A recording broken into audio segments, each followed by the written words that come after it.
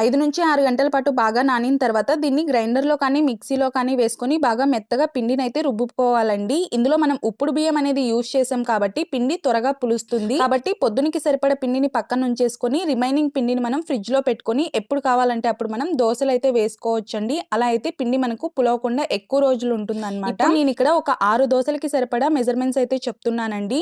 మనకు 6 దోసలకి సరిపడా దోస పిండిని తీసేసుకొని అందులోకి ఒక 1½ బియ్యం పిండి, పొడి బియ్యం పిండి అండి. అలాగే ఒక 1½ స్పూన్ శనగపిండిని తీసుకోవాలండి. రుచికి సరిపడా ఉప్పు, అలాగే ఒక చిటికెడు వంట సోడా వేసేసుకొని కొద్దిగా వాటర్ యాడ్ చేసేసుకొని ఉండలు లేకుండా పిండిని బాగా కలిపేసుకోవాలి. ఇక్కడ ప్యాన్ అనేది మనం ఏ ప్యాన్ అయినా నాన్ స్టిక్ అయినా లేదంటే కాస్ట్ ఐరన్ అయినా పెట్టేసుకోవచ్చండి. ప్యాన్ బాగా వేడైపోయిన తర్వాత దోసని బాగా పల్చగా వేసేసుకొని ఎక్స్ట్రా పైన ఏమన్నా ఉండ తీసేసుకొని దాని మీద కొద్దిగా ఎర్రకారాన్ని అలాగే పప్పుల పొడిని వేసేసుకొని మీకు ఇష్టమైతే ఇందులోకి ఆలు మసాలాను కూడా మధ్యలో మనం పెట్టేసుకోవచ్చండి.